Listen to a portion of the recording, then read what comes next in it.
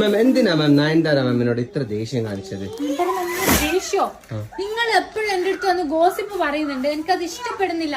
നമ്മൾ അംബാനിയുടെ കല്യാണത്തിന് നമ്മളെ ജ്യോതിക മാമിട്ട സാരി ഞാൻ കാണിച്ചിട്ടുണ്ടായിരുന്നു, ഒരുപാട് റെസ്പോൺസ് ആയിരുന്നു. ആഫ്റ്റർ ദാറ്റ് നമുക്ക് നയൻതാര മാമിട്ട സാരി കൂടെ കാണിക്കാൻ പറ്റുള്ളൂ. ദേഷ്യം ഉള്ളത് കൊണ്ടല്ല.